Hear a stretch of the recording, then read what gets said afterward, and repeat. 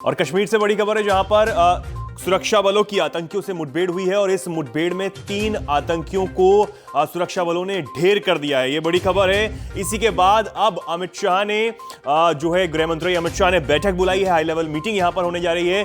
कई बड़े अधिकारी जो सुरक्षा एजेंसियों के हैं वो यहां पर इस मीटिंग में पहुंच रहे हैं। साथ ही साथ बताया जा रहा है कि एलजी जो मनोज सिन्हा है जम्मू कश्मीर के, वो भी इसमें शामिल होंगे। तो ये बड़ी यहां पर बात है कि मुठभेड़ के तुरंत बाद ये अमित शाह की यहां पर बैठक होने जा रही है। हाई लेवल जो बैठक है वो होने जा रही है। अब इस पर और जानकारी के लिए हम सीधे चलते हैं हमारे संवाददाता शेखर जी की तरफ। जी शेखर जी, क्या कुछ इस पर अपडेट है? कैसे ये मुठभेड़ यहां पर हुई है और अमित शाह इस पर बैठक ले रहे हैं? क्या कुछ मीटिंग में किस बार बातचीत होने वाली है?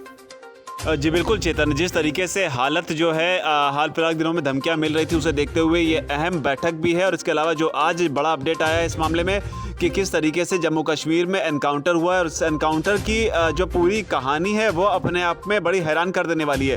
दरअसल हुआ ये कि आमतौर पर जम्मू कश्मीर जो ट्रकों की मूवमेंट होती है वो रात को 12 बजे के बाद की जाती है, लेकिन सुरक्षा बलों ने अचानक से एक ट्रक को मूव करते हुए देखा तो उन्हें शक हुआ कि शायद इसमें कुछ जो है सस्पिशियस हो सकता है। इसके बाद में सुरक्षा बल जो है इस ट्रक के पास में गए और ट्रक के ड्राइवर को उतारकर उससे पूछताछ करने लगे।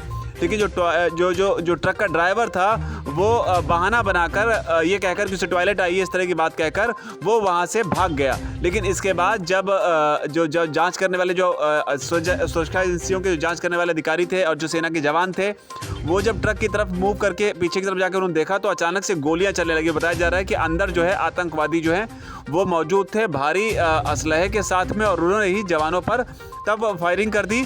और इसके बाद में जवानों ने मोर्चा संभालते हुए जो है इन तीनों आतंकवादियों को वहीं पर ढेर कर दिया। और उसके बाद में इस तरह की तस्वीर जो है वो निकलकर सामने आई। और इसी कड़ी में आज शाम को 4 बजे जो है एक बड़ी बैठक होनी है गृह मंत्रालय की, जिसमें जो अमित शाह हैं गृह मंत्री वो खुद ही इस बैठक की अध्यक्षता जो है वो करेंगे। इसके अलावा भी इसमें जो है सीआरपीएफ और बीएसएफ के अधिकारी जो वो मौजूद रहेंगे।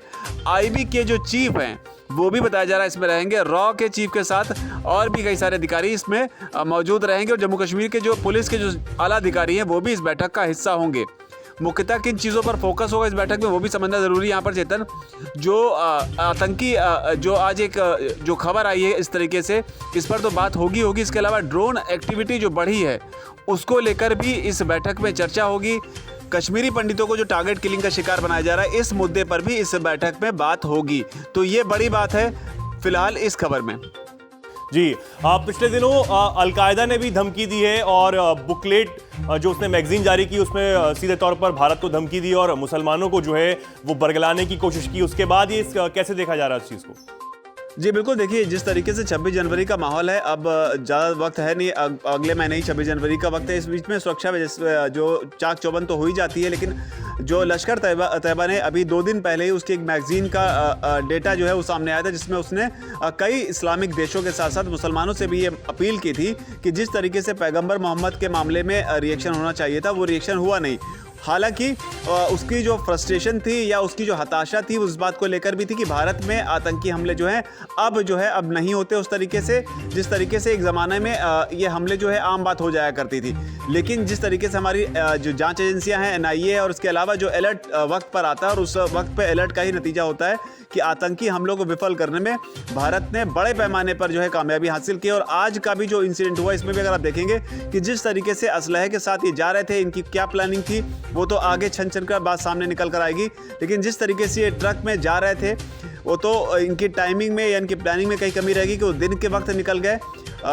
उस लिहाज से सुरक्षा एजेंसियों ने या सुरक्षा बलों ने जिस तरीके से कार्रवाई की, आप अंदाज़ा लगाइए कि अब जो है किसी भी आतंकी हमले को किए जाने से पहले ही उसका खात्मा कर दिया जाता है। जहाँ तक अलकायदा की बात आपने की है, अलकायदा जो है समय समय पर इस तरह की चीज़ें जो है वो करता रहता है और हमेशा इस फिराक में रहता है कि किस तरीके से भारत के खिलाफ जो है वो अपने एजेंडे को चलाए, किस तरीके से आतंकी हमलों को अंजाम दे।